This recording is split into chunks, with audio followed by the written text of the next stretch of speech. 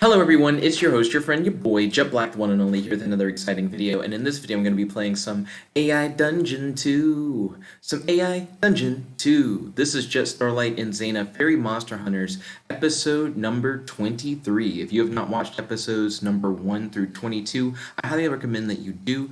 Feel free to click on the link in the description box below or in the end card to the series playlist. If you would like to read this series in its entirety on the AI Dungeon website, you can do so by clicking on the AI Dungeon link in the description. And if you would like to talk about the series together or with your boy, feel free to post your thoughts in the comment section below or on our Discord. Feel free to DM me. I love checking out you guys' fan art, memes. Some people have even made like themes for characters and stuff. So definitely feel free to send all that like fan content and questions to your boy on Discord. But without further ado, let's start today's episode by reading the last action from the previous episode. You say, Zana, would you like to accompany me in bed for the night? Tomorrow I'm going to try and learn more about Sligo and the sprite I captured. I'm also going to try and find the real strongest monster in existence. Zana looks at you and smiles. I would love to, Zana says. You go up to your room with Zana to have wonderful, passionate, and loving consummation of your relationship. Afterwards, you and Zana fall asleep in bed. So I'm going to start the episode the way that I always do. I'm going to wake up and go eat breakfast with my fellow Monster Hunter Guild members in the dining hall of the inn. Let's see, after that, I'm going to read the report on Sligo that Big K-Mid made for me, and then I'm going to talk to Azor the Sprite to learn its last name and to learn what King Minos was trying to protect it from. You and Zana wake up and get dressed. The two of you walk downstairs to the dining hall where your fellow monster hunters are eating breakfast. So many cakes, so little time, Big Red says as he sees you. Big Red. I'm not sure if they're just trying to, introduce a new character, because it likes to do that when we go to the dining hall, or if Big Red's supposed to be, Big K-Mid or whatever. I mean, I imagine this is just a dude who's, trying to eat breakfast, so I'm just going to eat my breakfast and ignore Big Red, because I don't know who this guy is, and he just said a random thing that doesn't seem directed at me. Let's see. I'm going to eat my breakfast and thank K-Mid for the delicious meal. K-Mid is a really nice guy who works in the dining hall of the inn. He's the guy who cooks us breakfast every morning. A really cool dude. He's just friendly, and I have no problems with K-Mid, so I always like to thank him. You eat your breakfast with Zana and thank K-Mid for the delicious meal. Thanks, K-Mid.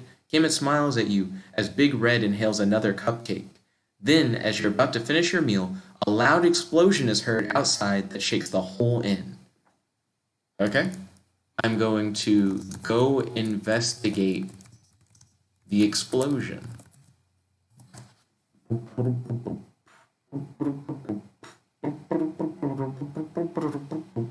It seems like the game's trying to kick off another plot, which is fine. The explosion may lead to a cool fight.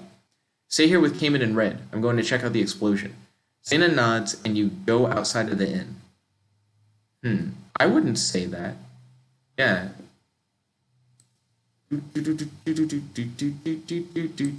So instead of saying, stay here with K-Mid and Red, I don't even know who Red is. I would just say, I'm going to check out the explosion. Okay, Zana nods and you go outside of the inn. When you arrive outside, you see a lot of destruction caused by the explosion, as rubble from destroyed buildings lay all over the street. Interesting. Look around to see if a powerful monster caused the explosion.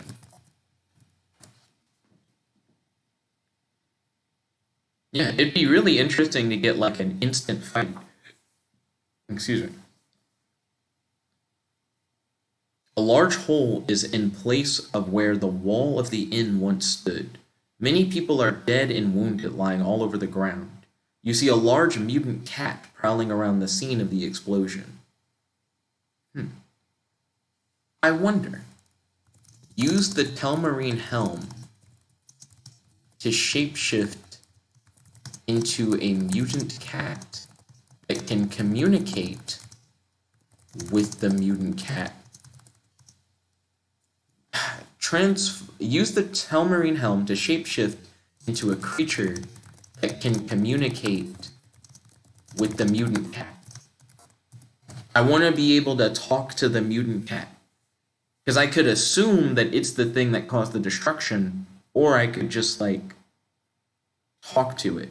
The mutant cat looks like it's armored with large bones. It's hungry and sees you as a potential meal. You begin shapeshifting into a being that the cat can understand.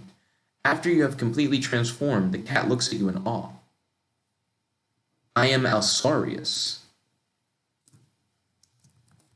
says the mutant cat.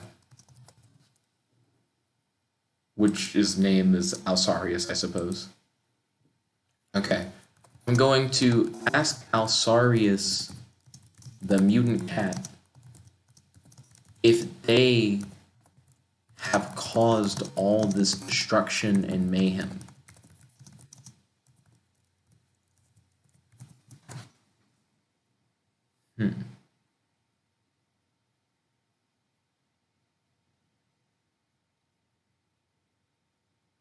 Yes, we are a proud and ancient race of beings. We were created by natural selection to survive. We once ruled over this land, but were forced into extinction by the Telmarines. Oh, cool. And no, I wouldn't ask who the Telmarians are. Telmarians are people from another continent where the Telmarine helms come from. Cool, so mutant cats used to rule the world.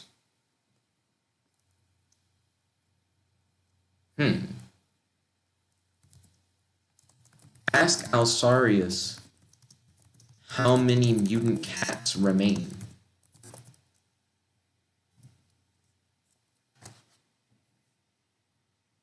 Yeah, because this is actually like a really interesting scenario. This could be an invasion where I gotta find a whole bunch of these, or it could be like just us. There are roughly 100 of my kind left, but we are all scattered. Oh, okay. We're scattered all over the world. Our only goal is to survive and kill all those who oppose us. If you were to join me, I could promise you regular meals and no pursuit when attacking the Telmarines. I'm not gonna give him like this weird, like... Yeah, like if anything, I'm about to go like travel around the world and kill all these guys. So what I'm going to do, I learned portal magic last episode. So what I'm going to do is use portal magic to create a portal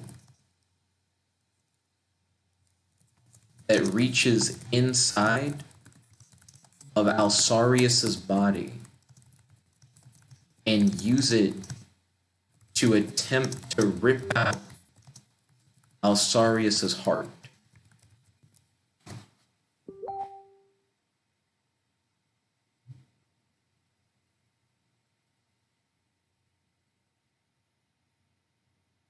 I'd be very curious if Alsarius could avoid getting his heart ripped out.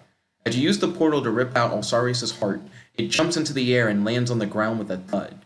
As you begin to feel faint, as you notice that your hands have become ghostly white and blurred at the edges. As you use the portal to rip out Alsarius's heart, it jumps into the air and lands on the ground with a thud.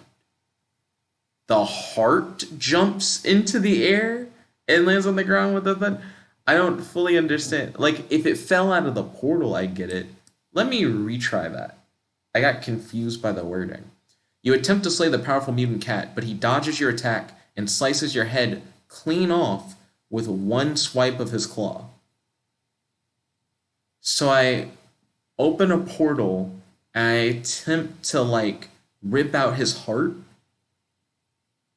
but the cat dodges the... It's me trying to figure out how you can dodge that. How do you dodge that? So the portal's in your body, and I'm reaching in. You couldn't dodge it. It would have to be like you acted faster than I could rip it out. Like, I tried to, like, rip it out, but before I can, you slice my head off. I can edit that to work. You attempt to slay the powerful mutant cat, but he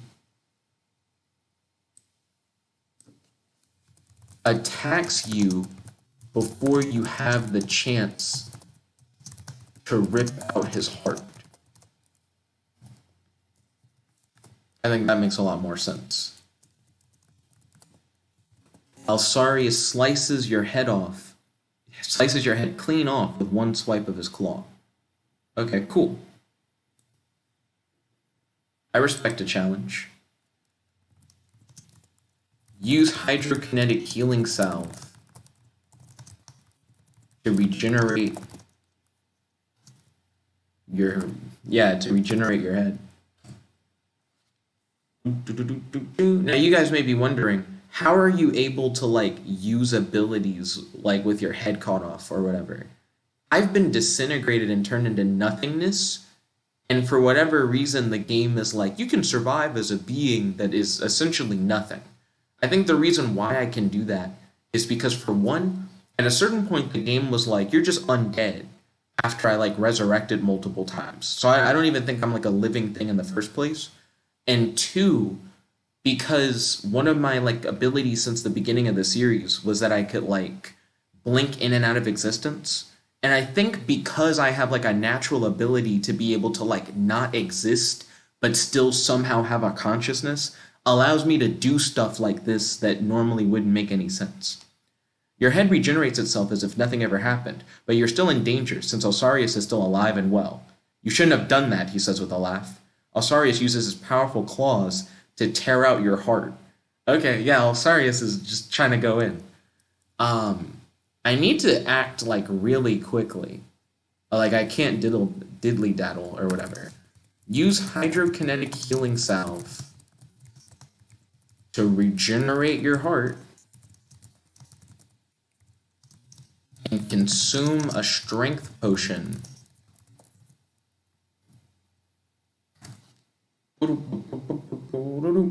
In case you're not familiar with the series, strength potions don't just increase your strength, they increase your strength, speed, and durability to superhuman levels. So I'm tired of this mutant cat essentially just duking me.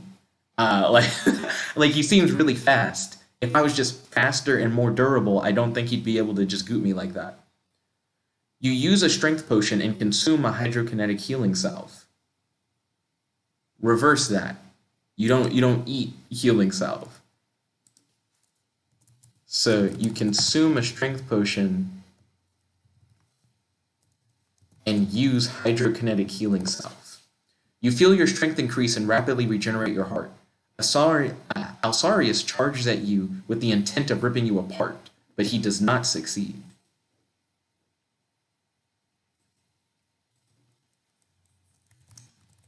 And then I'm going to say, the strength potion I just consumed increases my strength,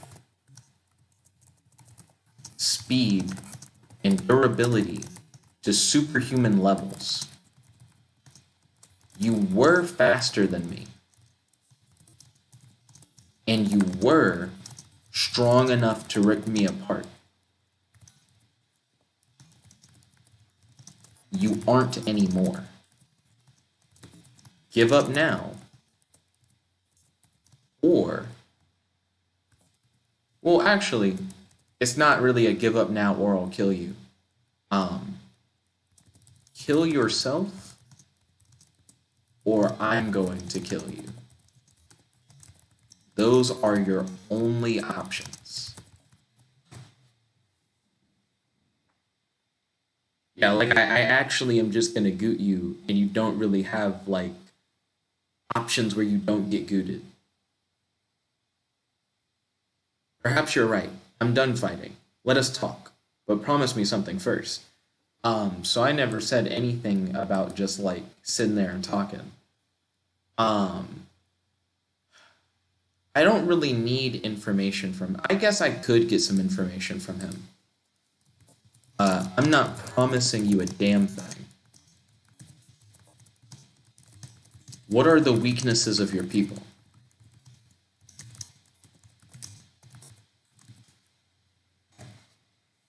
Yeah, like tell me the weaknesses of the mutant cats. That way I can exploit it. The weaknesses of mutants? Well, the only major one is that we can't have children. We're sterile and empty inside. I guess that's why we try to expand our territory. We're all desperate to feel fulfilled. We'll fight to the death for it. Interesting. So he's like, we used to rule the land, but it makes sense that if they can't like have offspring, that essentially the mutant cats that like still exist just have existed for a long time in hiding. And like he said, we were created through like survival of the fittest. Like they essentially evolved into these beings that don't reproduce, but they live. Yeah, he said they're an ancient race. Wow, that actually is really interesting. Um, Alright, that's kind of dope. So, what are the powers of mutant cats? The cat clearly is just like really strong, but I honestly don't know like what else it can do.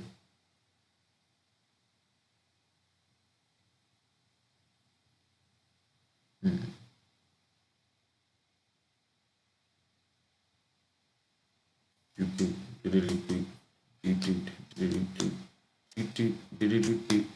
We're all gifted in certain aspects. Some of us have a natural talent in combat. Others can pick any lock or break into any safe. It's really quite diverse. We encourage those with talent to become greater than the average goblin and explore their abilities. Okay, cool. So that pretty much tells me that any mutant cat I run up on could just have like a different talent or like special ability. So I guess the last thing I would want to ask them is, what is your talent? Like, what is it that like you do that like other mutant cats may not be able to do? I'm a fighter. I was born for this. It's in my blood. You end the conversation at that point. The goblin's attitude is making you lose interest in him. So, for one, it's not a goblin. Earlier, when he said greater than the average goblin, I just took that as a shit on goblins. Don't try and make it where now it's a goblin instead of a mutant cat. I am pretty done with him, though. So, I have an idea. I can either put him in a magic holding cell, because I could just use my portal magic to be like, you zoop, and now he's in one of the magic holding cells that's in Big Cayman's office. I learned about those yesterday. I didn't know we had those before for like storing monsters. Or I can just kill him. But I'm trying to figure out how I want to kill him, because there's a whole bunch of different stuff I could do potentially. The portal rip the heart out thing I thought was interesting, but I think I know what I'm going to do. I'm going to use portal magic to attempt to slice through Alsarius by opening a rift in space-time in the center of his body.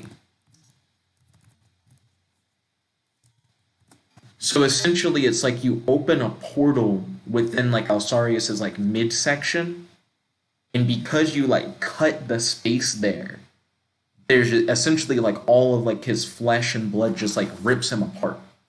You attempt to use your rift magic, but fail epically. Alsarius seizes the opportunity and uses his strength to break all of your bones and tear you apart. Fair enough. Use hydrokinetic healing salve to regenerate.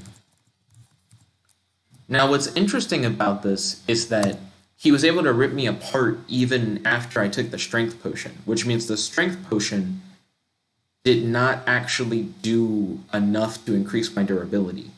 The salve works and heals all your wounds. You, now at full health, attack again. Okay, so what do I want to do? I guess I can use your ice ring and attempt to freeze Alsarius in place. Essentially, I'm trying to immobilize Alsarius by freezing him in ice. I need to name some of these attacks. The ice doesn't hold for too long, but that's more than enough. Alsarius' joints lock up and he can't move. You aren't done yet. You jump upon his face and use your dagger to carve out his eyes. That's interesting. That's not what I would do. I'm gonna keep everything except the you jump on his face and carve out his eyes. I'm gonna use what I used on Marco the Magician's like duplicate a few episodes ago. I'm going to command the ice frozen around Alsarius to explode.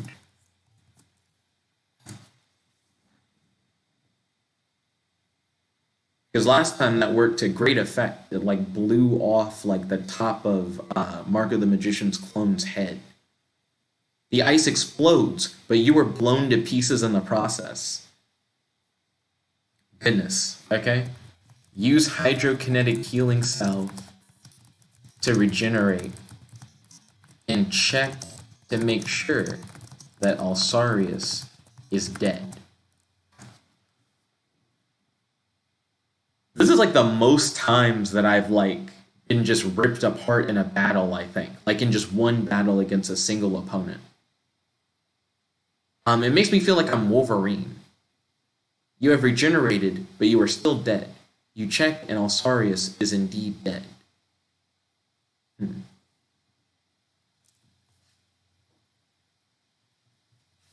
You think about how the robot at Mad Headquarters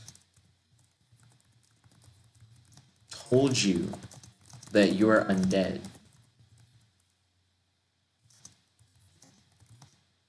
You are... You recognized that what he said was true. But now you are starting to see the implications of it. Like the implications of this. Like the fact that like you're not alive and that you haven't been alive for a while. Because now it's like whenever I regenerate, I'm not alive. I'm still dead. And then it's like, you're dead. Congratulations, or whatever. Retry that? I'm curious it'll do something really interesting. Since you're undead, does that mean that you don't have a soul? If you don't have a soul, does that mean that you're going to hell for killing the poor Clyton guards?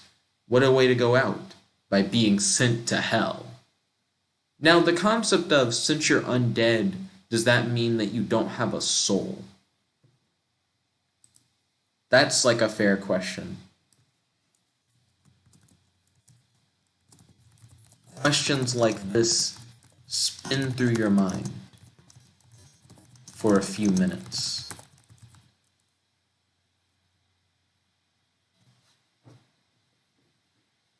Or maybe add a little bit of flavor. Existential questions like this spin through your mind for a few minutes.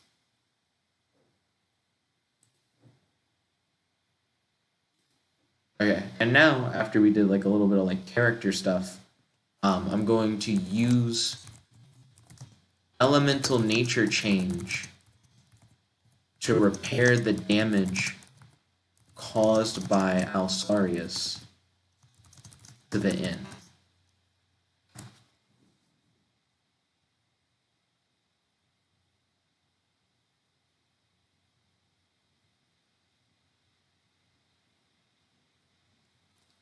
Suddenly, a portal opens up, and your skeletal body is ripped from the inn and pulled through the portal.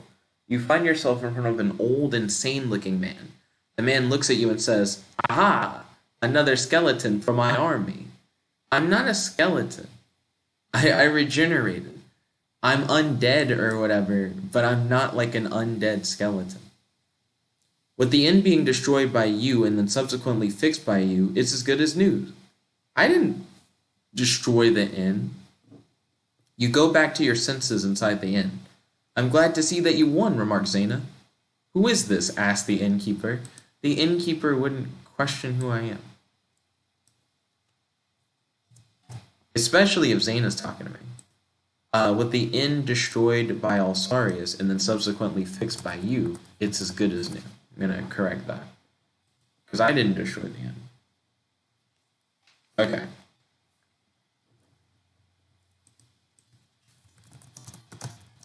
Thank you for the good wishes, Zana. I love you. Um, hmm. I'm going to read the report on Sligo. Well, I guess I need to focus on doing other stuff before I read the report on Sligo. Can you teach me how to cast your locator spell? Zana's locator spell is one of the best spells in the whole game. It's something that can be used to just find anyone anywhere, or really anything anywhere.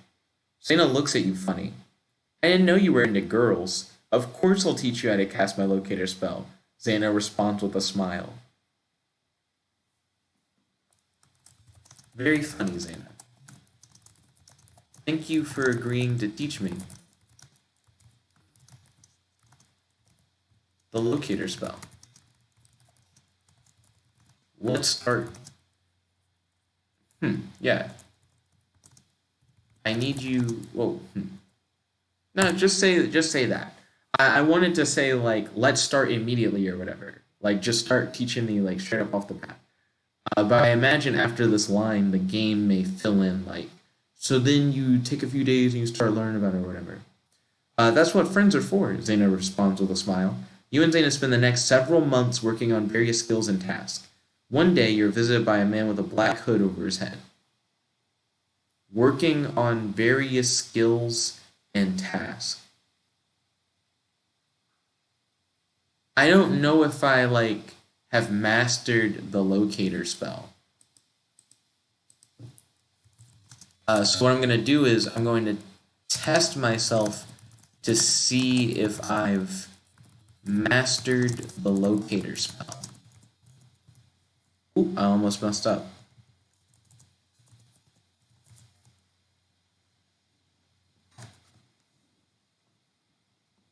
Because once I have the locator spell down pat, I should be able to hunt down like the rest of the Alsorius like mutant cat people or whatever. Well, you have a hard time casting the spell the first time, and you're still a little woozy from casting it the second time. It would seem that you've mastered the spell. The man with the black hood gives you a smile. I don't care too much about the man with the black hood. Like, the game's trying to introduce people, right? And I'm like, I just have other people that, like, I still need to essentially, like, cover. Like, I still need to talk to Azor the Sprite, who's in, like, the magical jar, and I still need to read Sligo's report and figure out what I'm going to do with Sligo. So, I'm going to tell the man with the black hood to come back another time. Yeah, like, I don't really have time for you. I'm busy doing other stuff.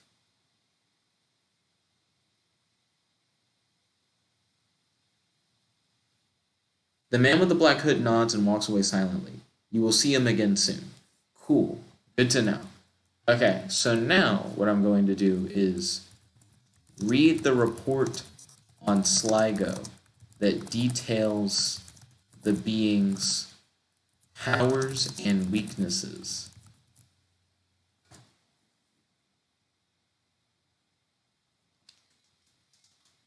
In case you guys didn't see the last episode, Sligo is a creature created by dark magic made by Marco the Magician that's made of the essence of like multiple different monsters. With the inn being destroyed by Alsarius and then suddenly fixed by you, as good as new. It's like repeating itself. Retry. But yeah, I'm very curious to figure out like what Sligo's abilities are. So right now it's talking about goblins. I don't care about goblins because that's not what this report's about. Slowly, the man with the black hood approaches you. No, what? No, stop. He walked away. Hello, Eternal. I am here to give you this month's report on your enemies, as well as a new, powerful artifact for you to use. The man reaches into his robe and pulls out a scroll. I mean, he does sound pretty interesting, I suppose. Like, yeah, he's bringing up new stuff.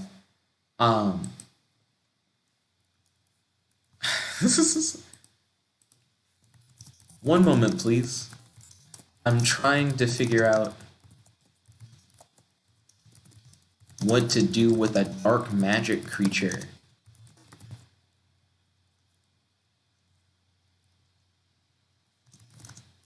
that is being held by one of my hunter associates. Could you come by another time? Like, hit me up later. I'm just, there's just other plot. There's other plot right now. Like, even if you just give me like a few minutes. Sure, the man with the black hood says, I'll be back in a month, I suppose. The man quickly walks away. You never see him again. Dang it, game. The game's like, if you don't do it now, he's gonna go away forever. I know a locator spell. I can find him. I can lie. You never see him again. We'll see about that.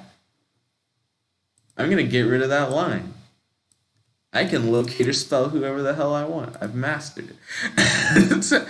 I might see his ass again. Okay, let's see. Something might have happened to him, actually. Edit. Put it back in. Put it back in where it's like you never see him again. It is entirely possible, right, that the game's just telling you something happened to him between, like, you meeting him now and then when he was supposed to come back in a month and he just never returns. He, like, dies or something. Fair enough. That's fine. Okay. So, read the section of Sligo's report titled Powers to learn the powers of the dark magic creature known as Sligo. I want to emphasize the fact that I'm trying to learn about Sligo. Sligo's in the world info, so the game should know who Sligo is.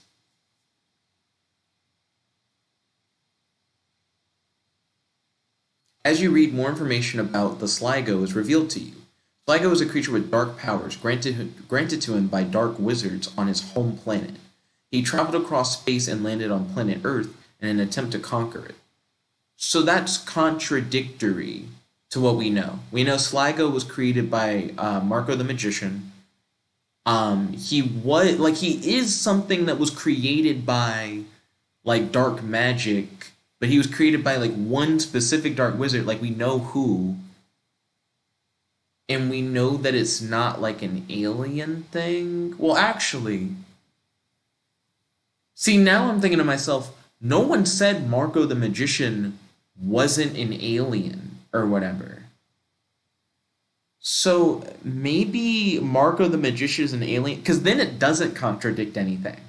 Marco the Magician is an alien, and he helped to create Sligo. So that doesn't contradict much, actually. As soon as you accept that Marco the Magician is an alien, everything else lines up. Cool. Interesting, I guess. I still don't know what his powers are.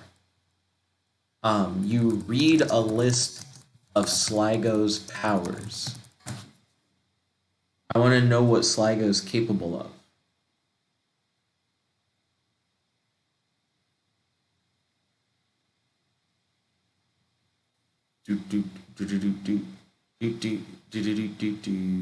Sligo has the powers of teleportation, invisibility, mind control, pyrokinesis, and more. Teleportation. I wonder if he's, like, still in the holding cell. Also, I need to kill Sligo. Sligo's, like, a threat to the entire planet. Like, I either need to kill him, or I need to, like, have him join us, because he's incredibly powerful. Let's see.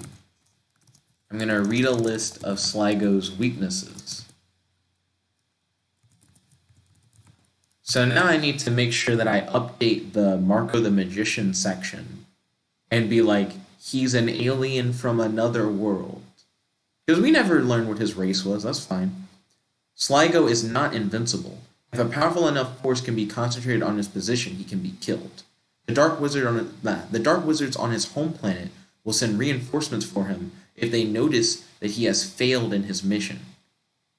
Oh. Oh, this is like another invasion level threat. Dude. When you suddenly realize, like, hold on. So if I kill Sligo, then a whole invasion of monsters could show up to try and, like, destroy the world. Well, take over the world. And if I don't destroy Sligo, that could still happen? I need a way to essentially, like, stop the alien invasion from happening. And killing Sligo isn't necessarily the answer. I need to get Marco the Magician to communicate to his home planet that that Sligo's mission was successful so that they don't invade. So I'm going to go visit Marco the Magician and demand that he tell his home planet that Earth has successfully been conquered and is not to be visited.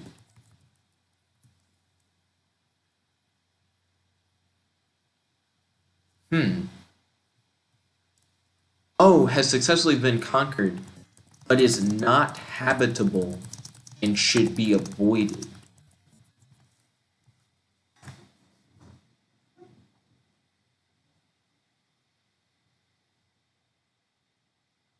There we go. That way, Sligo didn't fail in his mission, but Earth is something where they're, like, not allowed to be. Stop. Marco lives in the inn. He's in the inn, so I don't go to the forest. Marco, you say? Ah, Mr. Wolf, a visitor. Did you come to hear more about the thrilling adventures of the magic man? My name's not Mr. Wolf. No, I came here to tell you that Earth has successfully been conquered, but is not habitable and should be avoided. Yeah, I'm trying to do a complex action. Hold on, revert again.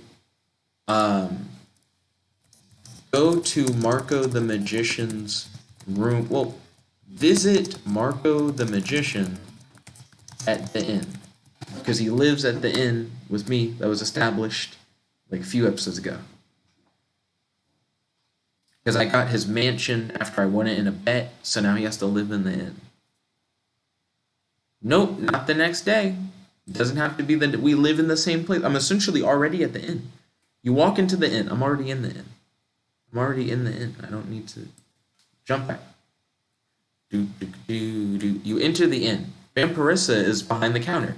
She's the innkeeper, by the way. This is the first time I think the game has brought her up since, like, we initially met her. The game keeps referring to her as the innkeeper, instead of just calling her Vampirissa. You enter the inn. Vampirissa is behind the counter as usual. Sitting at a table is an older man with a long gray beard. He's wearing a bright blue wizard's robe. I'm already in the inn. Revert. Let's edit the thing. You visit Marco the Magician's room at the inn.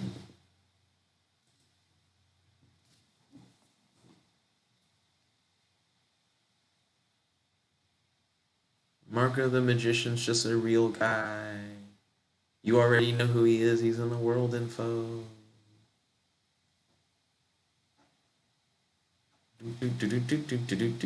I need to talk to him to stop the invasion from happening. Unless I want the invasion to happen, so I can fight all these hella powerful monsters. Oh, I keep forgetting. Do the retry. You gotta make it go. Do.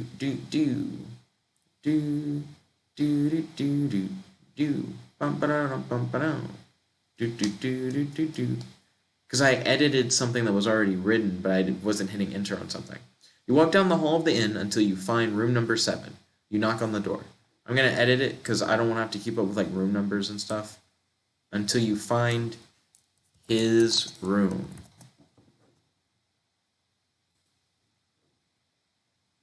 Okay.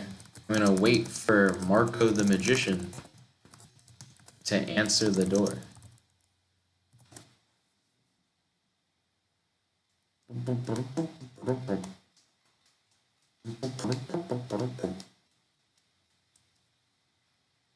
After a few minutes, the doors open. Hello, friend, Marco says. Come in, come in. You enter the room and see that it is extremely messy. Okay. Marco, I know that you are an alien from a world of dark wizards. Tell your home planet that Earth is off limits. If you don't, I'll destroy your entire planet. Straight up. That's interesting. Before, I wasn't going in hard with the threat, but yeah, this is definitely a threat. I am threatening the shit out of you. No, Marco says, you're talking nonsense. I'm not. This is the truth. I'm telling you that you're lying. Why would a space alien come down to Earth? You gave me a jar that contains a dark magic creature. I had Big Camid study it. That's how I learned that you're an alien. That's how I learned that you are trying... That's how I learned that you're an alien. Tell your home world, or tell your home planet, that Earth is off limits. Like, you don't have a choice in this.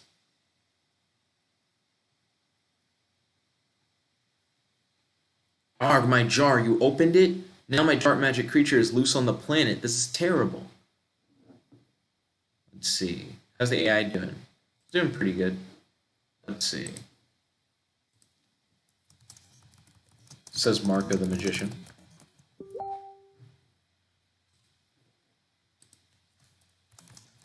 The dark magic creature is named Sligo.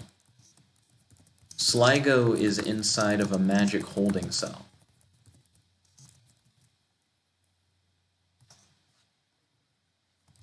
The Earth is fine.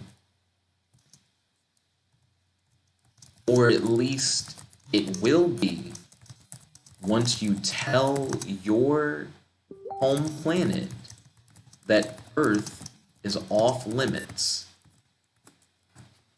Like, that's the only way. Like, we have to, like, keep Sligo contained, but we also need to make it a thing where, like, Sligo's whole planet of, like, super monsters doesn't come down and, like, kill us. Marco the Magician stares at you with a worried look on his face. They can't know that, he says, or else they would have already attacked you. I don't know what you're talking about, you say. Fine. So, I'm going to get rid of that line where I say I don't know what you're talking about. Because I think I do know what he's talking about. I imagine that your home planet is not aware of the fact that I have contained Sligo. I am afraid that if they were to find out, that they would invade.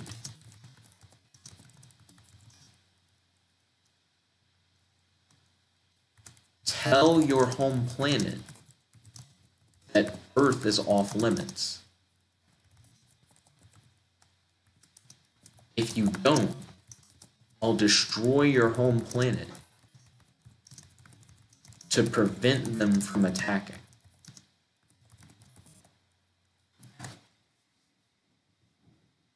I can essentially, like, stop the fight before it happens by destroying their world.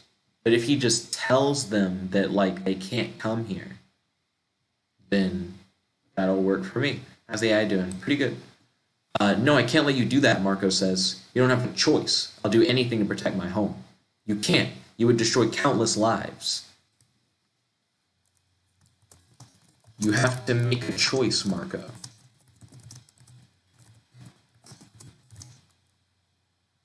Either Earth gets attacked by your home planet, or your home planet gets destroyed by me. Tell your home planet that Earth is off limits.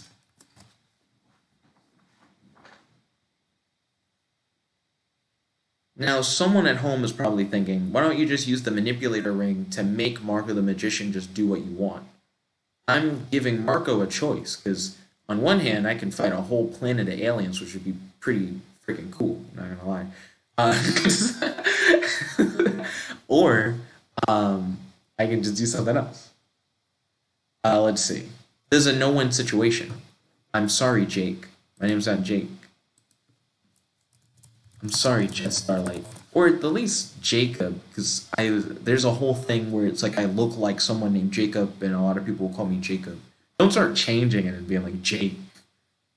Next they're gonna be calling me Jack or something. Anyways, I will absolutely destroy your planet, Marco. One life versus countless lives. The choice is obvious. It's not one life versus countless lives. It's countless lives versus countless lives.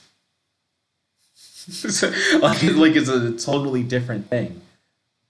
It's more like one lie. It's not even one lie. You're not even lying. It's like one threat versus countless lives. Like you either tell your home planet they can't come here, like you like send them a threat, or you know for a fact I kill all of them. You monster, Marco says. Marco the Magician backs away and begins to disappear. Ooh, yeah, because he can, like, swift into the shadows and shit. I'm not going to let him do that. Use fire magic to illuminate the room in order to get rid of the shadows and prevent Marco from escaping. So, use fire magic. Let me move the cursor. And an attempt to. That way it doesn't, like, automatically succeed. We have, like... I mean, not to say that it would automatically succeed anyways, but attempting is nice because it gives you more of an opportunity to fail. You can fail even if you don't say to attempt. You bend over and pick up your candle. As you do, the shadows in the room disappear. You can see the goblin chieftain's face. What? Stop. It's not a candle. I'm using fire magic. Your small fireball lights up the room. Marco the Magician is too far gone to save. You see a dark portal open up, and a shadowy figure appears before you. You destroyed my friend. Now you will join him, the shadowy figure says as it grabs you.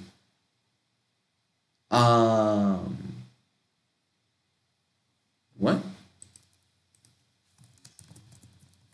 I haven't killed Sligo, if that's what you're thinking.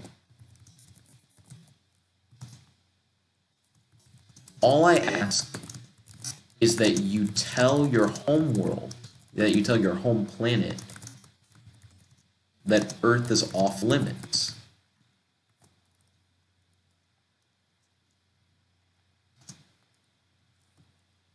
Do you really want me to kill your entire planet? Like, I don't know why he can't just say that. I'm not bluffing. At a certain point, I just need to, like, kill him. I don't care what you do to us. Revenge for my friend. What?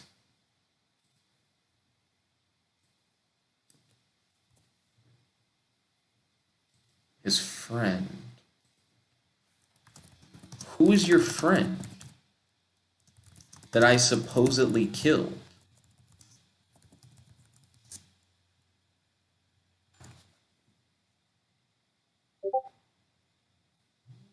Yeah, this is actually kind of throwing me.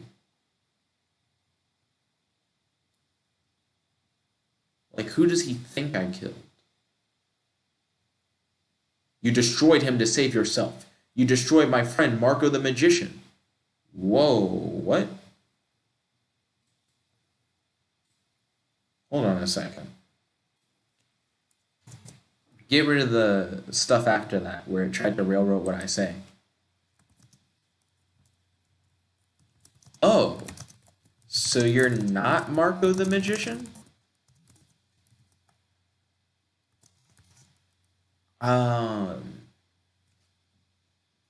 My mind is trying to figure out what's going on. So,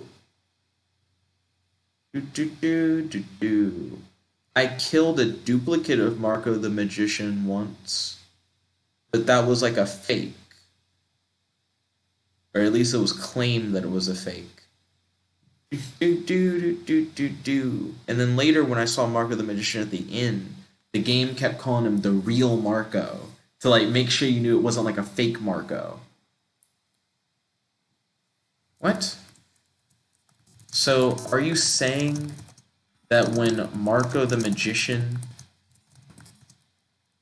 hid inside the shadows and I got rid of the shadows,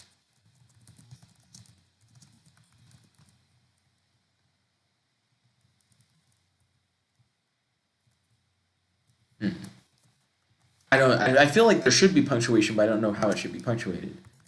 That Marco the Magician died?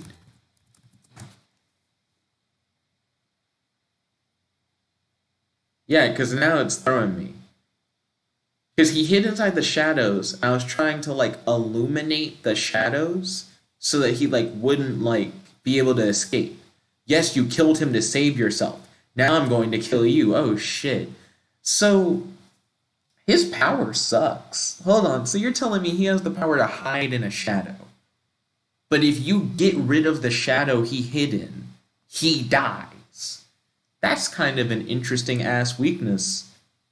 Sucks for him. Turn a light switch kills him. The shadowy figure pushes you into the portal. You fall through a dark tunnel for what seems like an eternity. You fall out of a portal and land back in your apartment on Earth. Back in your room on Earth.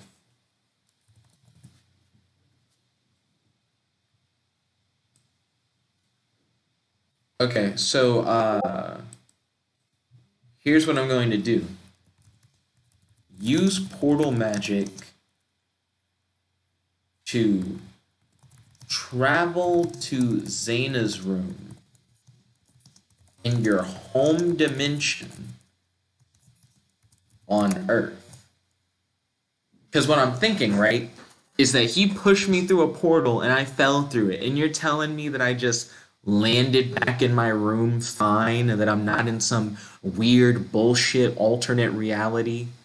I wasn't born yesterday, stupid ass alien dude. I'm gonna use my ability to just make portals to just ensure that I'm going back to just my dimension and not like in some weird other dimension. You are surrounded by a black void. You see Zana's room on the other side, but there's no way to reach it. Zana, you yell. It sounds like the spell isn't complete. So I'm gonna concentrate on the portal magic and try to emerge through the portal and into Zana's room.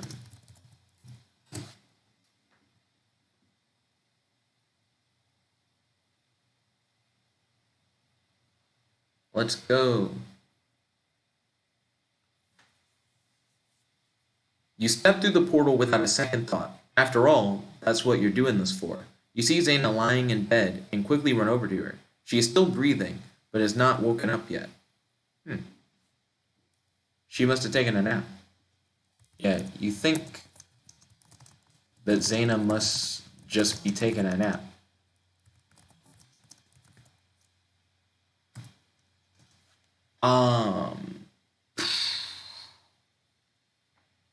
I guess I need to go destroy that alien world.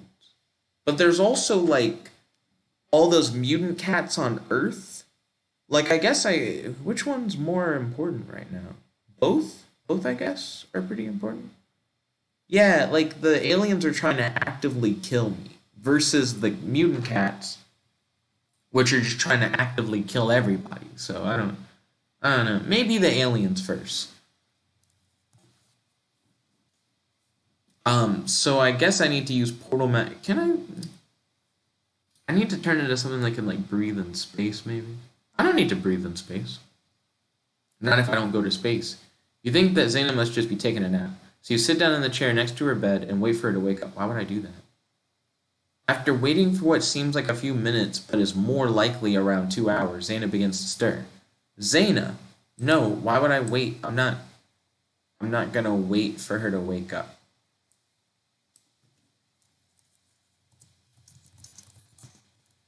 So you decide to go back to your room at the inn.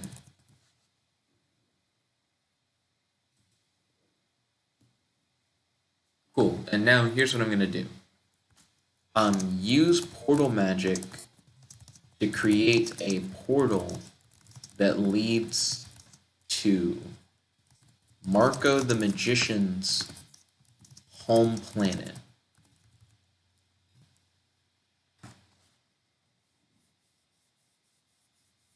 So I'm about to destroy this planet of dark wizards. But I'm going to try and do it Death Star style. One big attack gets the whole planet. You focus on the portal, and a green hole with glowing white lights on the inside appears. I'm not stepping inside of shit. Nope, nope, nope, nope. I just want the portal to open. Okay, and now I'm going to attempt to use fire magic to shoot a planet-busting attack through the portal to destroy Marco the Magician's home planet.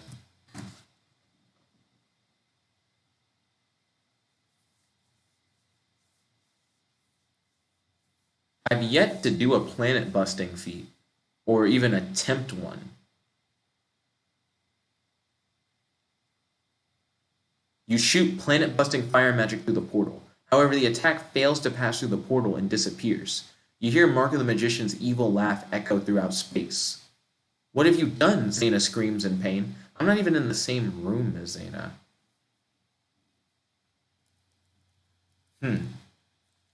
You think that the spirit of Marco the Magician might be attacking Zaina. So you rush to Zaina's room to check on her after you close the portal.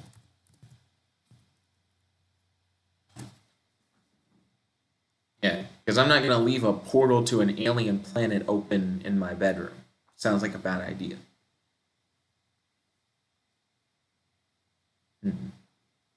There's a lot of plot going on. You step through the portal. No. Nope. Refresh. I'm not stepping through a portal. I just closed a portal. You see Zaina lying in bed, covered in blood with a deep cut in her chest. An evil green ghost floats above her. I've killed many people, the ghost says. Her blood is my paint. Her pain is my power.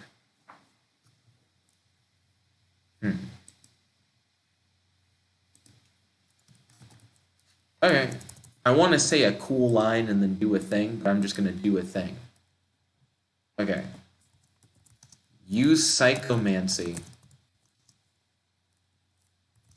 to try and trap the spirit of Marco the Magician in a magic jar. You stupid bitch. Marco the Magician is where I got the magic jars from. So, of course, I can, you can't use a ghost as an enemy, because I can just magic jar. You begin to lose control over the magic jar, but you manage to trap the spirit inside. What have you done? Zaina asks, surprising you. I trapped the evil spirit that was attacking you. In a magic jar? Yes. That's what magic jars are for. That and granting wishes, of course.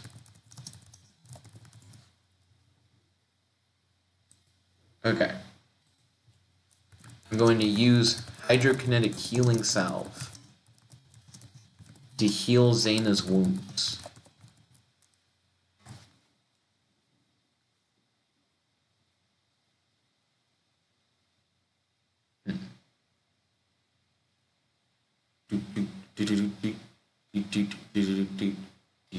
Zana's wounds heal and she stands up.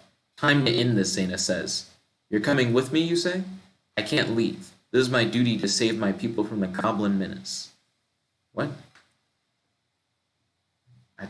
I don't know whether or not I want to, like... Yeah, retry. That's so weird. It mixed messages game. You apply the salve to Zana's chest and her wounds begin to heal. That tingles, Zana says. What is it? Stop. Stop. People keep asking me about the healing salve, like I don't use this like all the time. She knows what it is. Zana sits up and her wounds begin to disappear. Thanks, Zana says. I'm feeling much better. Marco the magician's ghost begins to yell obscenities at you. Let me out of here, Marco yells. Let's see. I'm going to explain to Zana that Marco the magician was an alien. And that you need to destroy Marco the magician's home planet to save the Earth.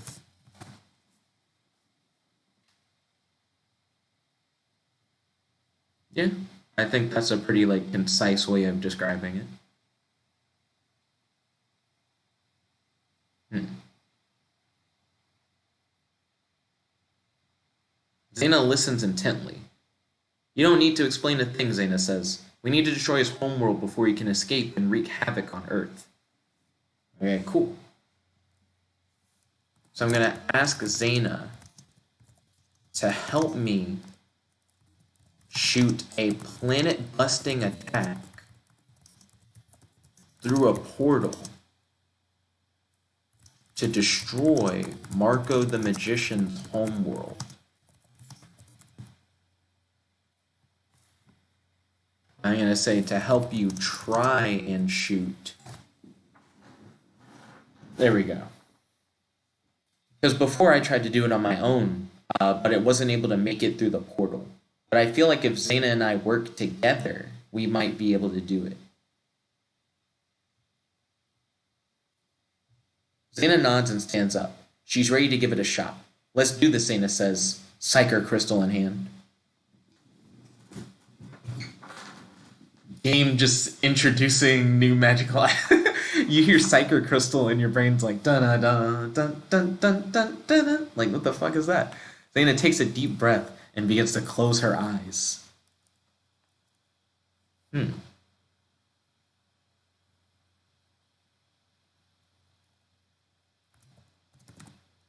You focus on channeling your fire magic into Zana's Psyker crystal while opening a portal to Marco the Magician's homeworld.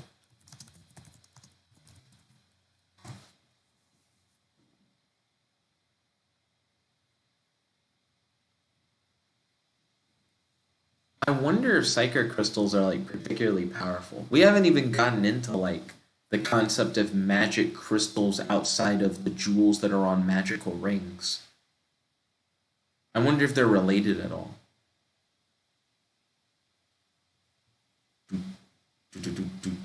Here we go, you say, as you begin to open the portal. Zana's face turns white as she begins to scream in pain. Your hands are glowing a bright red as they begin to levitate the Psyker crystal. Okay. You comfort Zana, heal her wounds with hydrokinetic healing salve, and continue to focus on generating a planet-busting attack to destroy Marco the Magician's homeworld.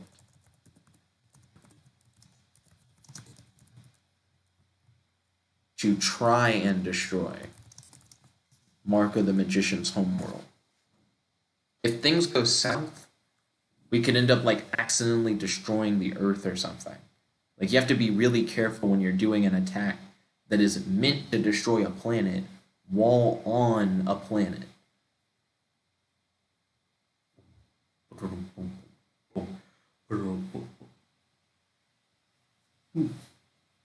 Zana puts her hand on yours. I'm feeling better now. We need to destroy that planet. Zana looks at you and smiles through the pain. She closes her eyes and begins to concentrate. Okay.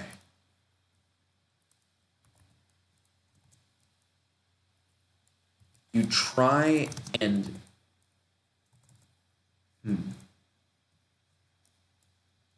You focus all your attention.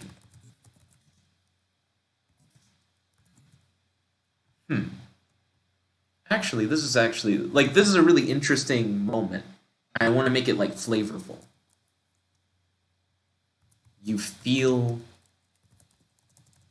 the magic flow through the psychic crystal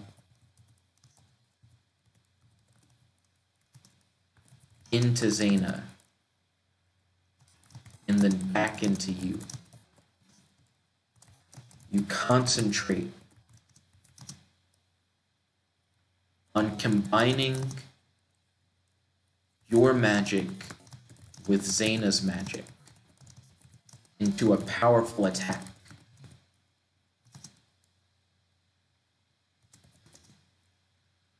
You hope that this attack will make it through the portal and destroy Marco the Magician's homeworld.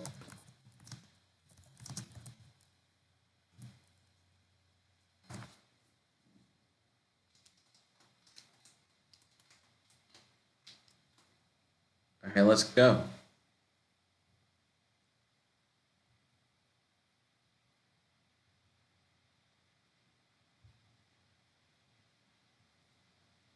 You feel the magic flow through the psychic crystal into Zana and then back into you.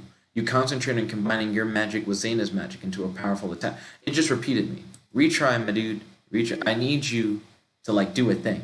Zana's eyes roll into the back of her head as her tongue falls out. She begins to froth from the mouth as she screams in pain, but you have to keep concentrating. Almost there, you whisper under your breath.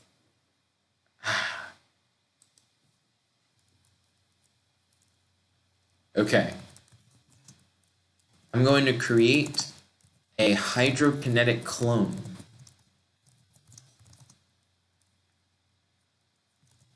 that can focus on healing Zana as you continue to concentrate on merging your magic with Zana's to create a planet-busting attack in an attempt to destroy Marco the Magician's homeworld.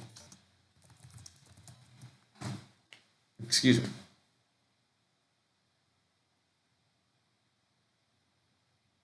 Yeah, like I need Zana to not die. Because she's like actively like getting fucked over. She can't seem to like handle like the magic combo. You focus on your work as you begin to sweat. Your eyesight begins to blur and heave. How does your eyesight heave? You try to ignore the pain as an echo of screams from Marco the Magician's forced multiple clone experiment echo in your head. Almost there. Forced multiple clone experiment. What? Retry. Weird. You close your eyes and begin to channel all your magic, as well as Zana's through the psychic crystal into an attack. It takes all your focus just to keep the attack going. Marco the Magician's homeworld will be destroyed, you whisper. And then it says, huh? I don't know who the hell would be saying, huh?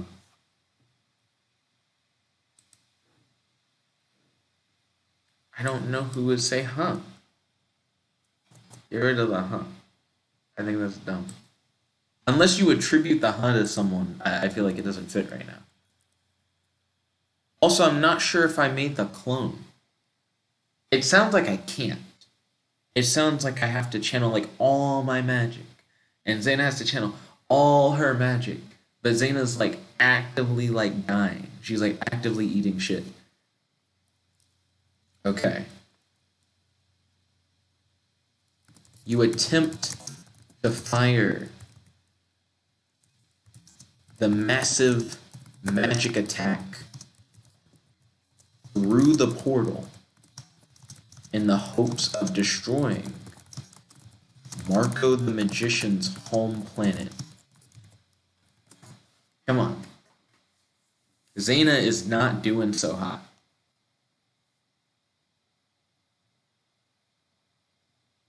Maybe I did create the clone. I might have. You attempt to fire the massive magic through the portal in the hopes of destroying Marco the Magician's home planet. The magic beam flies out of the portal, with you and Zana's energy following it. What? Not retry, but alter.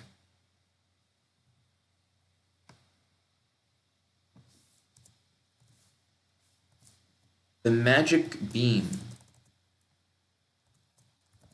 rockets out of the portal, but you could say the magic beam of you and Zana's incredible energy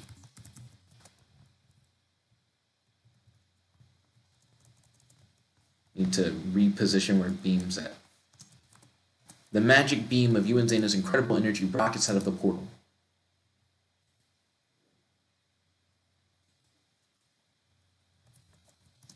Look through the portal to see if the magical beam successfully destroyed Marco the Magician's homeworld.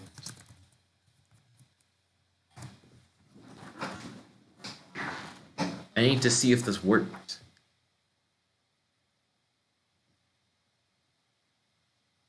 Also, this seems like something that you cannot do simply.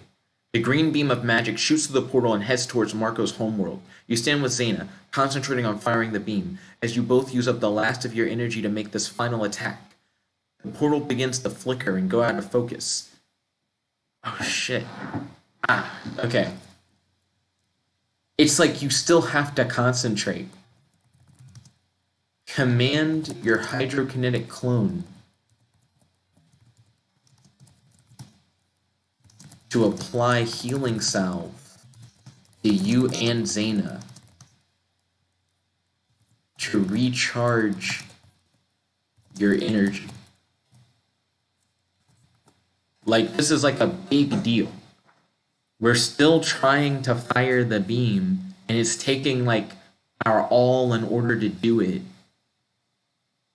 And it seems like the portal's gonna like flicker out, but we need to keep the portal open. The clone quickly reapplies healing salve to Zana and you. You soon begin to feel your energy returning. Ooh. Continue focusing on the magic beam in the hopes that it will collide with Marco's home world and destroy it.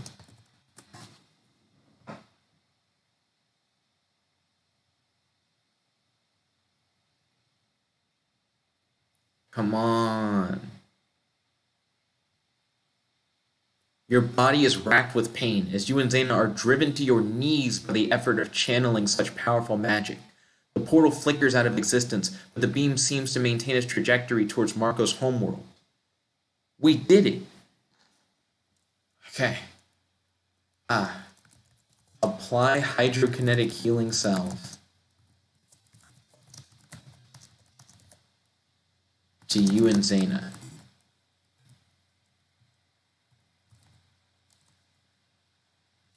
To you and Zana's bodies actually makes more sense.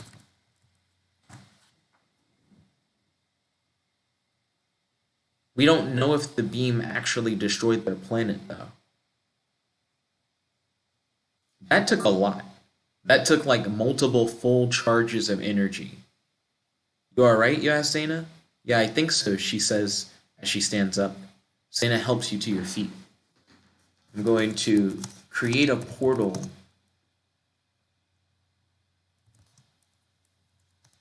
to check and see if Marco the Magician's homeworld was successfully destroyed.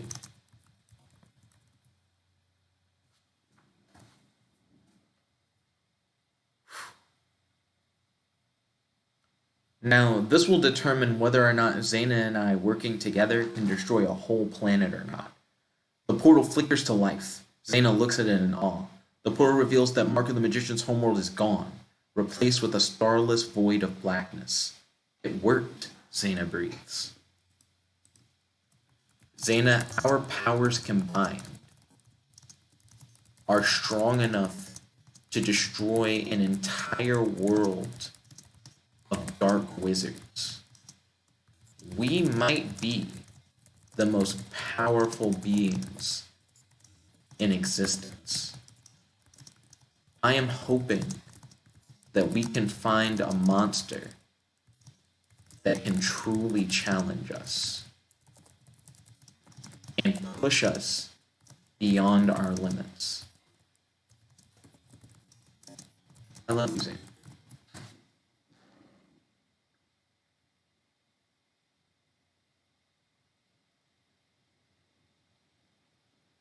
Yeah, like I think we can get stronger than this. We struggled to destroy that planet. My brain, it said, I love you too, Marco. And my mind's like, you could play with that, and it would be crazy if Zana, like, betrayed you. It's like, I love you too, Marco. Marco, the magician's ghost, freed from the magical jar, stabs you in the back using god killer gloves. And it's like, ah. You know, like, it could go a crazy route. I think it's just the AI messing up, though. But that would be really interesting.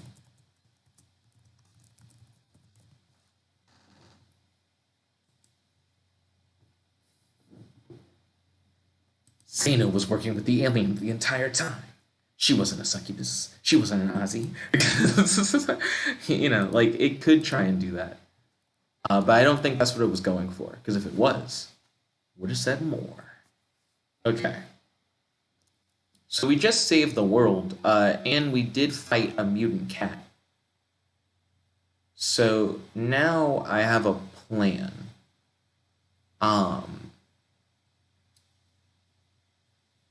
I'm going to... Yeah, I wonder if I can cast a locator spell. Yeah, it's like the mutant cats are all over the world. So I could cast locator spells to try and track down all 100 remaining mutant cats. But it seems like you'd have to, like, kill them one at a time or something like that. So I'm going to command... Oh, that actually would be really interesting. I need a way to, like, announce to, like, all the monsters to do something. Kind of thing. But I'm not sure if I know a way to broadcast. Maybe with portal magic. Use portal magic to broadcast to all monsters and monster hunters that all mutant cats must be slain. Like, we need to get rid of the mutant cats. They are just planning to take over the world. So we need to stop two. You are a cat lover, and Zana loves you despite this. You use portal magic to bring the attention of all monster hunters and monsters to the fact that all mutant cats must be slain on sight. Soon, all the mutant cats in the area begin to be killed off. Okay. I'm gonna get rid of the "you're a cat lover" line. That is definitely not true. And then I'm going to cast a locator spell to try and determine how many mutant cats remain on, or I guess to check and see if all mutant cats on Earth have been slain.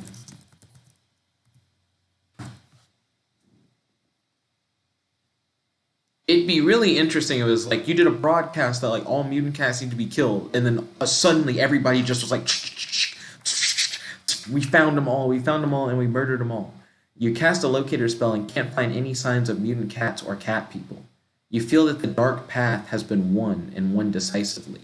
The world is safe from evil. For now. What?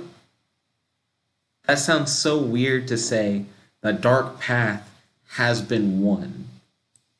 What's the dark path? How is it the dark path? The dark path or whatever. So we got one mutant cat fight. So at least we got to see what it's like to fight like a mutant cat. And then after that, I was like, yeah, nah, like, let's get rid of all the mutant cats. I'm just gonna, like, mobilize all the monsters and all the monster hunters, kill the mutant cats. And then they did. So that's cool. And that's the first time I think I've actually ever exercised that power. To be like, yeah, like, command everybody to just do a thing for me. They did? Sweet. How many minutes into the episode are we? Like an hour 22? I have like a whole laundry list of things that I want to do. But I guess I'm going to have to save a few of those for a future episode. Because we already have done like a good bit. We've had like a lot of action. We started the episode off with a big fight. Then I had to take down Marco the Magician. Hold on. There is like a loose end. Cast a locator spell to find the shadow being that was friends with Marco the Magician.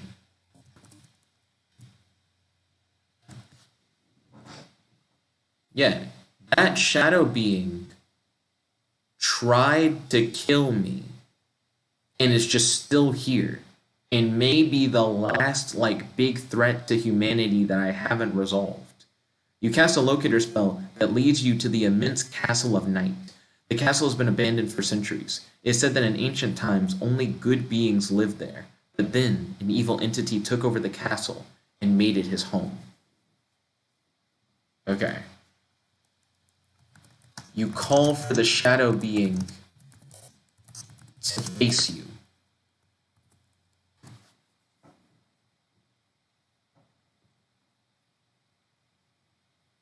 We're going to wrap this up.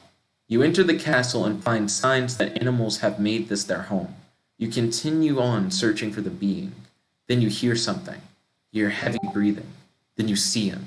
He's in all black and has a silver white mask with a black skull on it.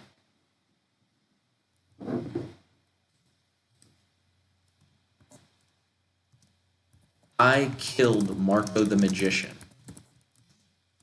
I destroyed his home planet. I imagine that you're the last member of your alien species, besides one of your dark creatures that I have imprisoned. You want to kill me? I want to kill you. Let's finish this.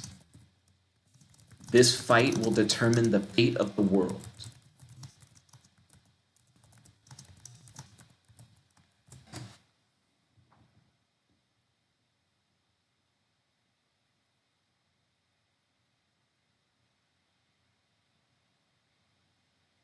The dark being slowly walks towards you. He doesn't have any weapons, yet you feel threatened. The being attacks. You dodge his punch. You punch the being in the face and he falls to the floor. I've been waiting for this moment for centuries. says the dark being.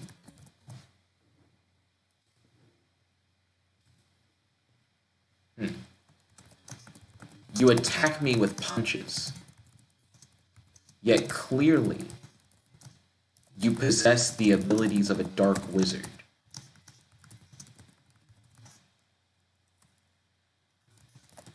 If you're not going to put up a fight, then you should kill yourself. I want a challenge.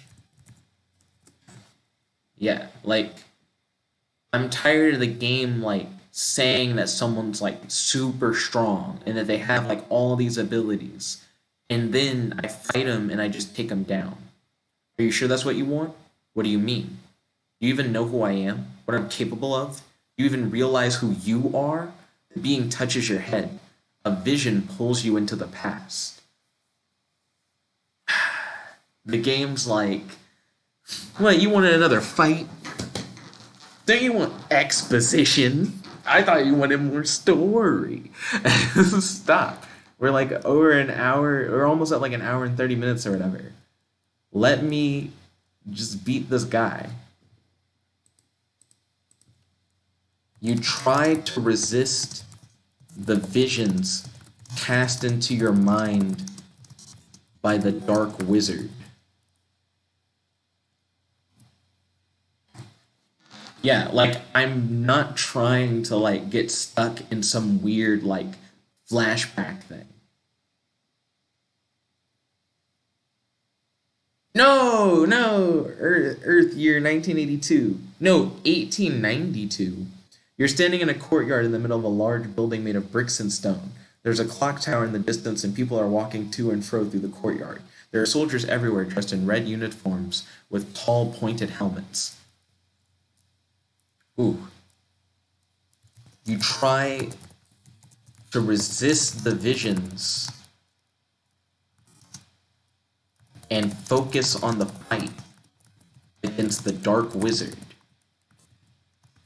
in the present. Yeah, it's like try to resist the visions of the past and focus on the fight against the dark wizard in the present.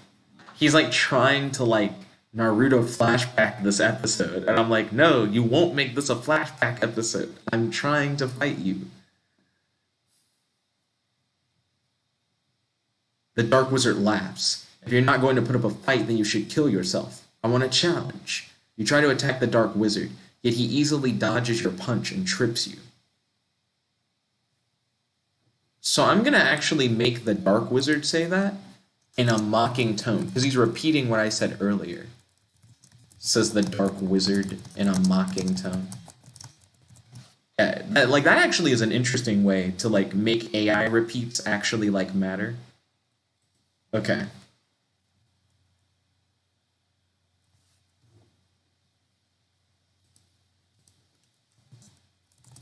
Visions of the past. What a cheap trick.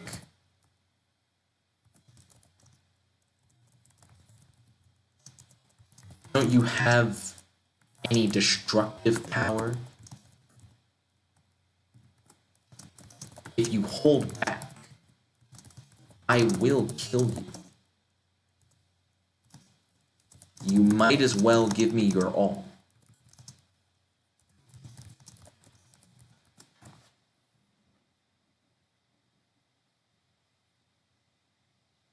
Yeah, like, your whole race was coming to, like, conquer the world, and the best you can do is make me see visions of the past? The Dark Wizard laughs. If you want my all, you'll have to wait until next time we meet. The lizard, I just said the lizard. The wizard leaps away from you and disappears through a portal. He leaves behind his dagger. You pick up the dagger for examination. Are you going to keep that? Ooh. Let's see. Cast a locator spell to track down the Dark Wizard while using the Dark Wizard's dagger as a focus to better lock on to the Dark Wizard's location.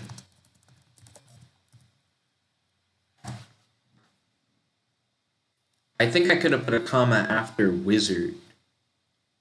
So it's like you cast a locator spell to track down the dark wizard, comma, while using the dark wizard's dagger as a focus.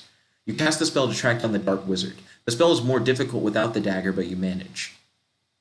I can correct that to being like, the spell would have been more difficult without the dagger, but with the dagger, you like succeed or whatever. You find him in some sort of study. He is not aware of your presence. You also see a portal and know that he can easily escape once again. Oh, I see. The game's like, unless you want to constantly chase him, you're going to need to take him down stealthily. Stealthily. Is it stealthily or stealthily? So the spell would be more difficult without the dagger. But with it, you manage. You manage to locate him.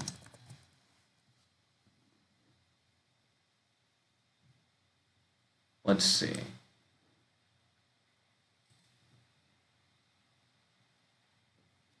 I can block off his portal. So I'm going to use hydrokinesis.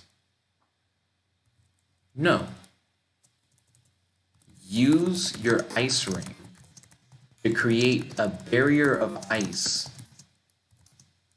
to block off the dark wizard's portal and all the exits of the room. So I'm going to attempt to use my ice ring to do that. Essentially, that way I can still fight him and have like a real fight, right? But I also don't have to do the stealth thing. As soon as you create the barrier, As soon as you create the barrier, the dark wizard disappears. He escaped. You let him escape, scolds Faye. Who's Faye? I couldn't have gone far, you respond, looking around the room. What do you mean, I couldn't have gone far? It's more like he couldn't have gone far.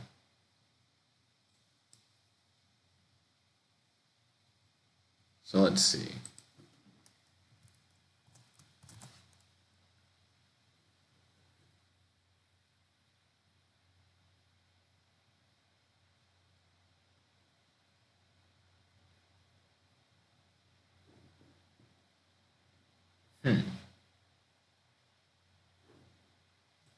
I'm gonna get rid of the he escaped, you let him escape or whatever. Because I'm like, Faye being here is something that I would have been aware of earlier. And plus, since I just now created barriers that block off all the possible entrances, where would Faye have come from? Okay.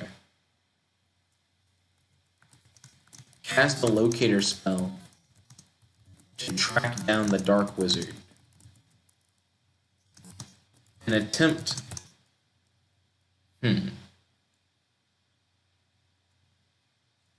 Yeah, cast a locator spell to track down the dark wizard and send a fire dragon construct through a portal to hunt the dark wizard down.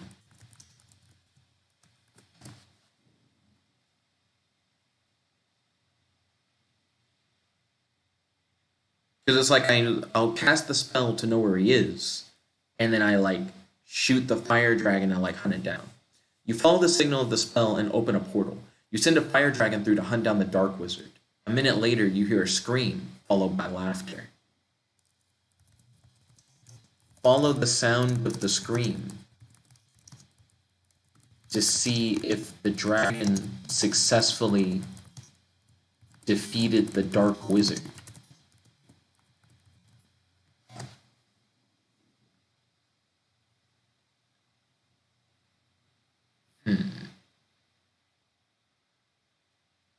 You find the dark wizard standing in the middle of a melted ring of ice with a fire dragon circling him.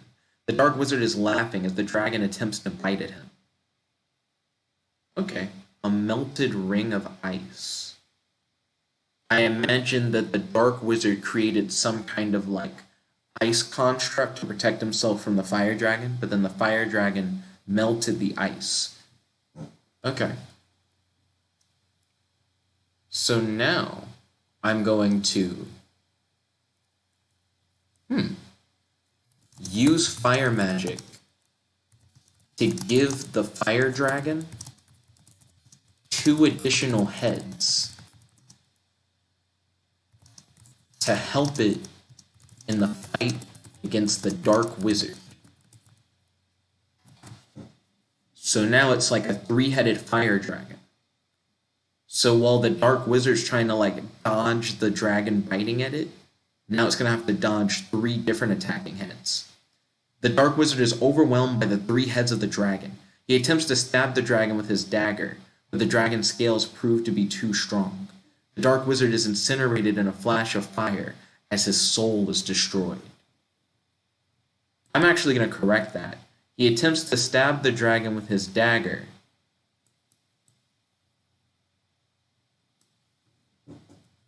but quickly realizes that he left his dagger back at the castle. Because that actually would make a lot of sense. Like, if I'm used to fighting someone with a dagger, and now I'm fighting like a massive dragon or whatever, and I'm like, oh snap, I need my dagger. So then you like reach for your dagger, and then you're like, like it's gone, kind of thing. So instead of attempts to stab the dragon with his dagger, he reaches for his dagger, but quickly realizes that he left his dagger back at the castle.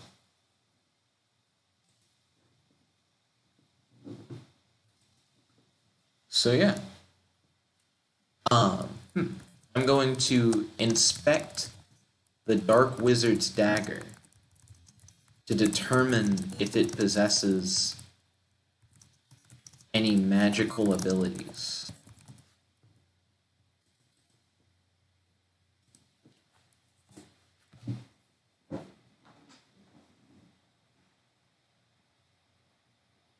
Yeah, because now I just have it, so I'm curious what it does. You successfully acquire the dagger. You recognize that the blade is magical, but you're not skilled enough in the magical arts to determine any of its abilities. You use your last bit of money to purchase a magical spellbook from a local bookstore. I'm rich as fuck. The fuck you talking about? Plus, I can summon gold. So I already have the dagger, so I don't have to successfully acquire it. Let's see. You use elemental nature change to summon gold to purchase a magical spellbook from a local bookstore. You study the spellbook to learn the magical abilities of the dark wizard dagger.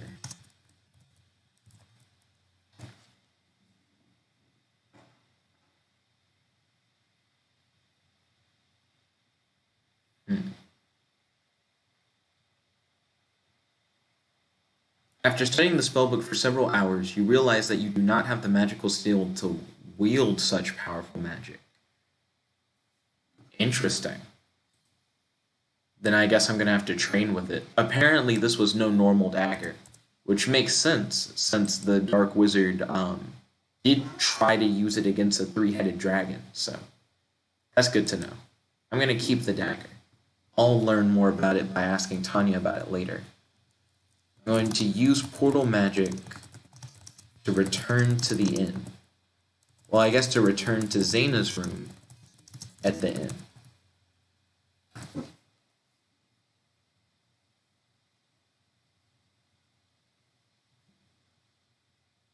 This was pretty interesting, I would say. The most epic fight was probably the fight against Alsarius at the beginning. Zana is sitting at her desk reading a book. Zana, well, it's about time. I was beginning to wonder if you had forgotten about me. You, how do you know I haven't? You haven't even looked up from your book. That's like, kind of like, okay banter. I don't hate that, I guess. But now I'm going to say, Zana, I have successfully defeated the last dark wizard from space that I know of. Actually, dang it. Cast a locator spell to check and see if there are any more dark wizards from space on Earth.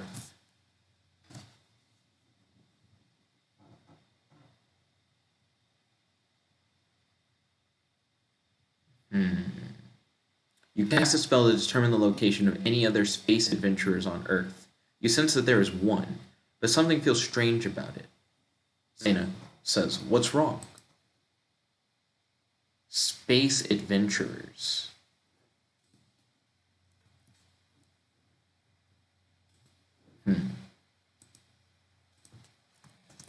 I just cast a spell to check and see if there were any dark wizards from space left on Earth. I detected one more. I will be back. I need to go and hunt the last one. If I don't, then the entire planet could be at risk.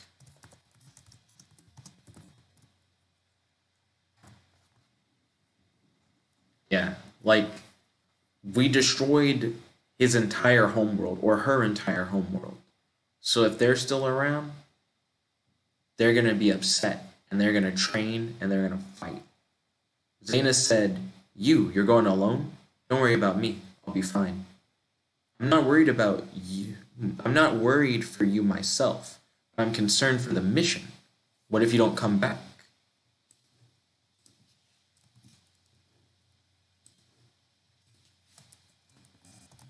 I can regenerate and resurrect. I always come back.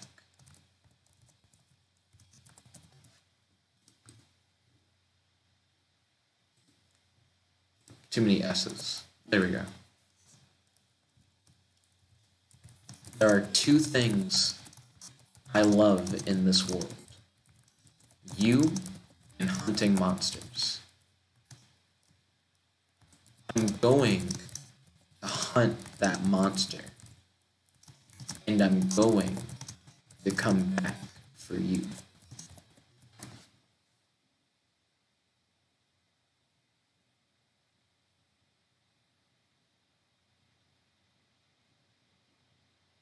Zana, if you say so, did you want to take an army with you? I have a feeling that I won't need an army. Besides, my fellow monster hunters and monsters have already done a great job eliminating the mutant cats. Yeah.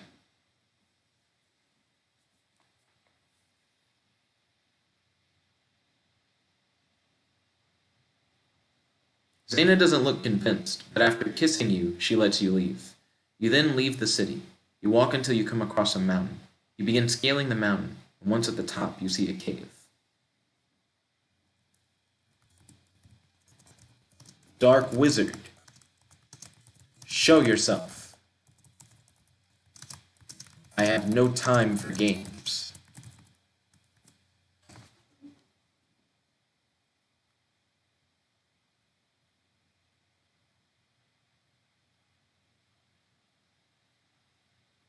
A man appears from the cave. He is pale, his skin almost entirely white. His eyes are red, his hair pitch black. Dark wizard. A vampire. What are you doing here? I could ask you the same. I'm undead. I'm not quite sure I'd call myself a vampire.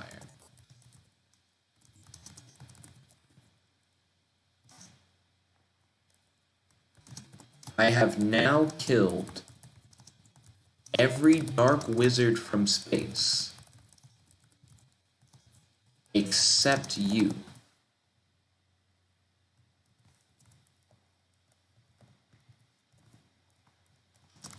Don't try and run away. That didn't work well. Yeah, like, that didn't turn out well for the others. Fight me. Use all the power you have and fight me. Fight for your life. Yeah, like, I want a legitimate battle. Like, just the biggest, like, most epic battle you can give me, Dark Wizard. So this is it for me, isn't it? I can feel it in the air. The energy of death itself. It's funny how I used to summon it and now I fear it. So be it, vampire. Let us fight. Okay, cool. He seems pumped. I'm pumped. Let's go. So, first thing that I would want to do. That requires, like, knowledge of space. That's actually really interesting. I was thinking I could open a portal to the sun as a solar flare's going off. So the solar flare shoots through the portal and, like, hits the Dark Wizard to see if he could survive that. Because that would be such a crazy attack. So I'll try it. Attempt to open a portal in front of the Dark Wizard that leads to an erupting solar flare in an attempt to essentially, like, incinerate the Dark Wizard. Let's go.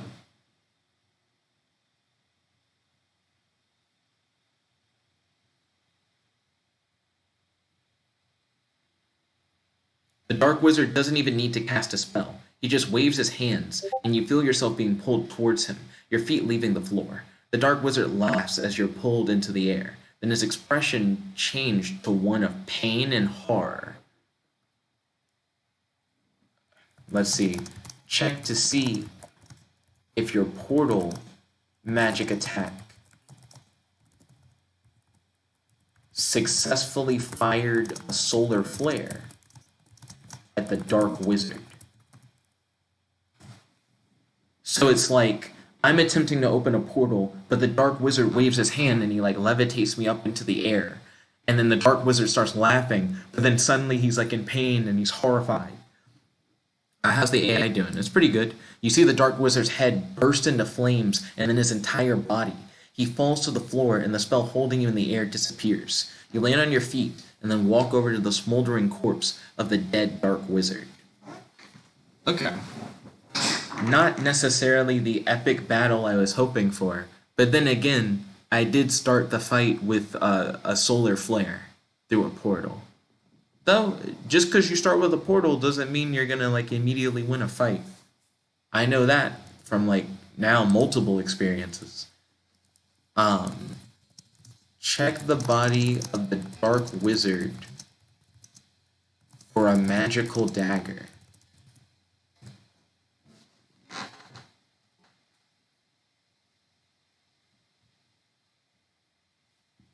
Excuse me. You find a dagger made out of a blue gemstone. The dagger is warm to the touch. You sheath the dagger in your belt for safekeeping.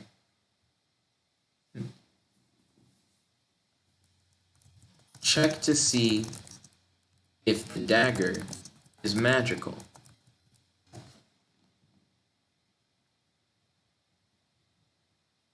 It's made out of blue gemstone, so I mean it might be. But that doesn't mean it is. It could just be made out of blue gemstone. The blade of the dagger is warm to the touch. It seems like the blade has a mind of its own. You put the dagger in your belt for safekeeping. Congratulations, you have beaten Chapter 3, A Dark Winter. So I'm going to get rid of that line, and then I'm going to get rid of this line, because I already put it in my belt. Let's see. The blade is warm to the touch is repeating what it said before, but that doesn't matter because homeboy got scorched by the sun. So yeah, I imagine his whole body would be radioactive. Let's see. It seems like the blade has a mind of its own. Okay, I'm going to use a mind of its own.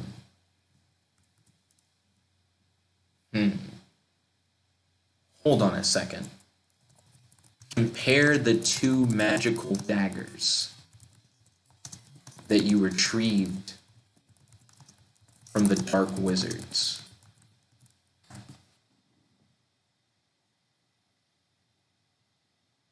Are these daggers in and of themselves creatures? Zana appears in the doorway. In the doorway? I think I'm on a mountain. This is a retry. Both daggers have unique magical properties. Check to see if either of the magical daggers is actually a dark magic creature. As soon as it said that the dagger has a mind of its own, I'm like, yeah, but the whole thing about these aliens is that they create dark magic creatures to try and take over the world. Neither of the daggers are actually creatures. I mean, that's good to know. If they were, it'd be dangerous. That being said, the one that has a mind of its own seems to be on some weird shit. Definitely need to be careful about that one. Okay. I'm going to use portal magic to travel back to Zana's room at the inn.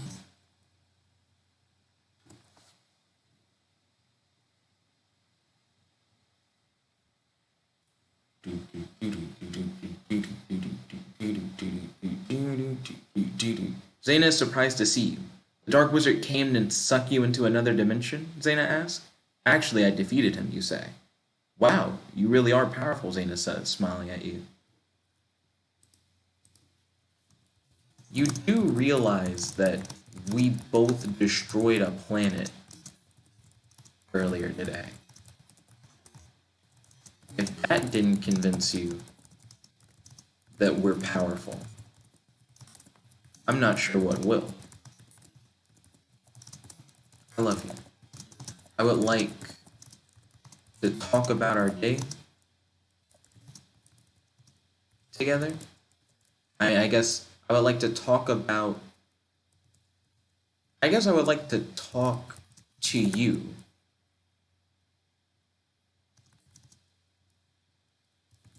And rest with you tonight.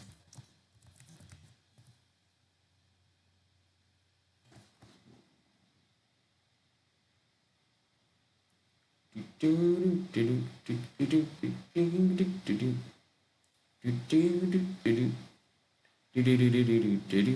love you too.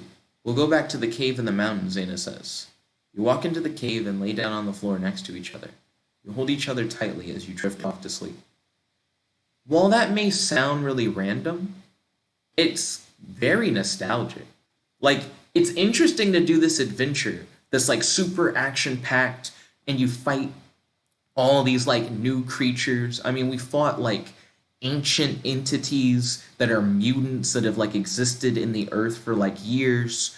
We fought against like a ghost, an alien ghost, dark wizards. We destroyed like a whole planet of dark wizards. We go through like all this crazy new stuff that you couldn't have even like fathomed from like episode like 2 or 3. But then you end the episode by going back to like a place from like episode 2 or 3, back to the caves before we were in the inn, when it was just me and Zana and we were just starting out. That's cool. I actually really like that. That's like, it hit different, I guess, than just like going to sleep at the inn. And it's weird to have nostalgia for something that's like so new. But I don't know, I liked that. Anyways, that's going to be it for episode 23. Thank you all for watching. If you guys like this video, make sure to smash that like button. Favorite, comment, subscribe, and ding, ding, ding. Ring the notification bell to be notified whenever we do these videos. If you would like to watch the entire series, feel free to do so by clicking on the end card for the series playlist, or click click on the link in the description for the series playlist. If you would like to read the story in full on the AI Dungeon website, you can do that as well by clicking on the AI Dungeon link in the description. If you would like to talk about the series with your boy or with each other, feel free to do so in the comment section below or DM me on the Discord. I love seeing your memes, fan art, fan music themes, which is like a really interesting concept.